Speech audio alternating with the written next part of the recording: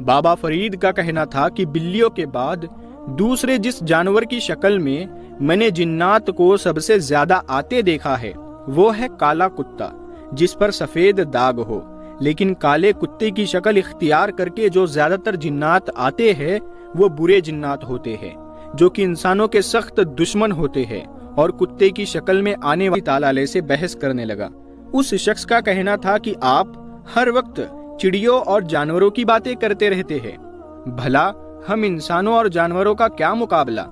یہ جانور تو ہماری خدمت کے لیے پیدا کیے گئے۔ جس کے بعد بابا فرید کا کہنا تھا کہ تمہارے اور ان جانوروں کے درمیان صرف کپڑوں کا فرق ہے۔ اگر تمہارے جسم پر کپڑے موجود نہ ہو تو تم بھی جانور ہی بلی کو بے حد پسند کرتے ہیں۔ پہلی بات یہ کہ بلی کا تعلق شیر کے خاندان سے ہے، اور شیر کی ہی طرح بلی کسی سے بھی نہیں ڈرتی، اور جس طرح شیر بہت عقل مند جانور ہوتا ہے اسی طرح بلی میں بھی بہت ہی زیادہ عقل پائی جاتی ہے۔ اور میرے پیارے بہن بھائیوں، آ جاتی ہے اور بلی ہر بات کو سمجھ سکتی ہے، اور آپ جو کچھ بھی بلی سے کہتے ہیں یا بلی کے سامنے کرتے ہیں، بلی کو پتا ہوتا ہے کہ آپ کیا کہہ رہے ہیں یا آپ کیا کر رہے ہیں۔ بابا فرید کا کہنا تھا کہ بلیوں کے اندر جو دوسری بات جو پائی جاتی ہے، بلیاں بے حد پسند تھی۔ بلکہ کچھ روایتوں میں تو ہمیں یہ بھی ملتا ہے کہ آپ صلی اللہ علیہ وآلہ وسلم نے ایک بلی پال رکھی تھی۔ نبی کریم صلی اللہ علیہ وآلہ وسلم تو بلیوں سے اتنا زیادہ پیار کرتے تھے کہ ایک بلی آپ صلی اللہ علیہ وآلہ وسلم کے گھر آکے وہ آسانی سے پانی پی لیا کرے، اور جب وہ پانی پی لیتی تھی تو آپ اسی پانی کے برتن کے پانی سے وضو کر لیا کرتے تھے،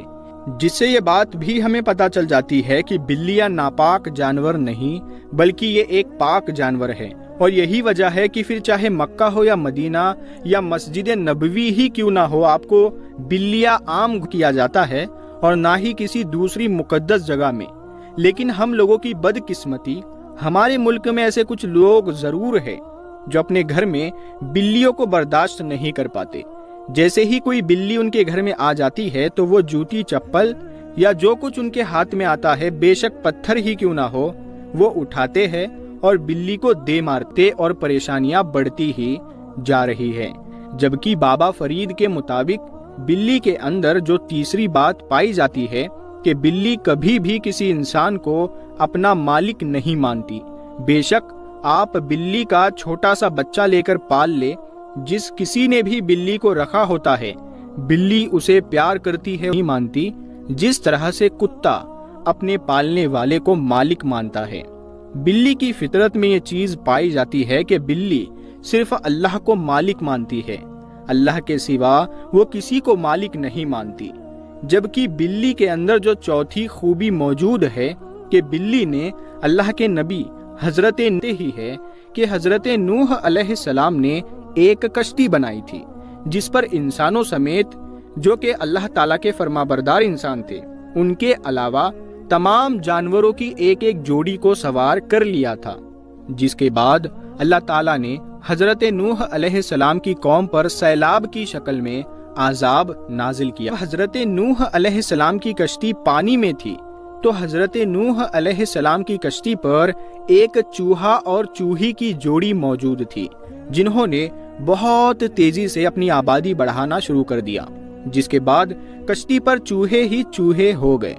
یہ چوہے کشتی پہ موجود اناج کو بھی کھانے لگے، اور کشتی میں سراغ علیہ السلام بہت زیادہ پریشان ہو گئے، اور حضرت نوح علیہ السلام نے اللہ سے اس کے بارے میں دعا کی کہ جس کے بعد اللہ تعالیٰ نے ایک بلہ اور بلی کی جوڑی بھیجی، اور اس بلہ اور بلی کی جوڑی نے کشتی پر موجود زیادہ چوہوں کو ختم کر دیا۔ بابا فرید کا کہنا تھا کہ یہ چار چیزیں بلی کو بہت زیادہ افضل ہے کہ کیا واقعی میں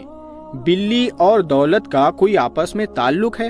آپ اکثر سنتے رہتے ہوں گے کہ فلانا شخص بلیوں کو کھانا یا پانی ڈالا کرتا تھا یا ان سے پیار کیا کرتا تھا، جس کے بعد اس کے حالات ایسے بدلے جیسے حالات بدلنے کا حق بنتا ہے۔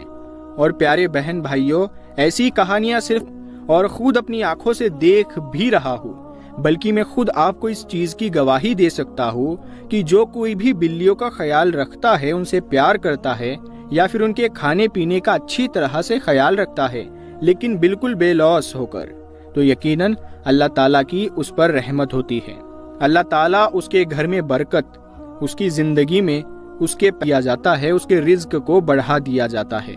بزرگوں کا کہنا ہے کہ جب کوئی بھی انسان غیر مخلوق یعنی دوسرے جانوروں اور جانداروں کا خیال رکھنا شروع کر دیتا ہے صرف اللہ کی رضا کی خاطر، تو اللہ تعالیٰ دوسرے جانوروں کا رزق اس سے وابستہ کر دیتا ہے۔ اگر اس انسان کی قسمت میں بہت کم رزق لکھا تھا تو اس انسان کو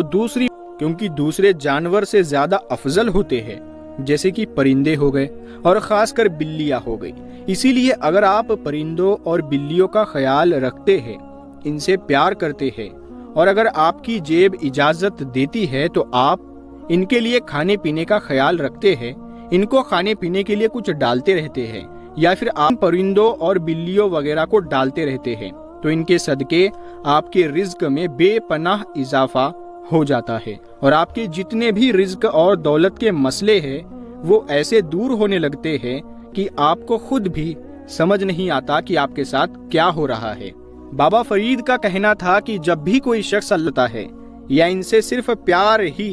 شروع کر دیتا ہے تو جو سب سے پہلے اس کے ساتھ جو چیز ہوتی ہے کہ اس کے گھر میں اور اس کے پیسے میں برکت آنے لگتی ہے، اس کے بعد جو دوسری چیز ہوتی ہے اللہ تعالیٰ کی رحمت اس پر برسنے لگتی ہے، اللہ تعالیٰ کی طرف سے اس کے لیے آسانیاں پیدا ہونے لگتی ہے۔ اس کی جتنی آپ نے اللہ تعالیٰ کی مخلوقوں سے بے لوث ہو کر پیار کرنا ہے، بے لوث ہو کر ان کا خیال رکھنا ہے۔ اگر آپ یہ سوچ کر کریں گے کہ آج میں ان کو دانا پانی یا کھانا ڈالنا شروع کروں اور کل مجھے دولت اور رزق ملنا شروع ہو جائے، تو یہ آپ کی بھول ہے۔ اگر آپ بے لوث ہو کر اللہ تعالیٰ کی مخلوق سے پیار کریں گے، ان کا خیال رکھیں گے، تبھی آپ کو پھل لگیں گے۔ اللہ تعالیٰ سے یہی دعا ہے کہ اللہ تعالیٰ تمام بہن بھائیوں کی جتنی بھی مشکلیں ہیں اور پریشانیاں ہیں ان کو دور فرمائے، ان کے گھروں میں زندگیوں میں برکت عطا فرمائے، آمین یا رب العالمین۔ پیارے دوستو، آپ نے دیکھا ہوگا کہ بلی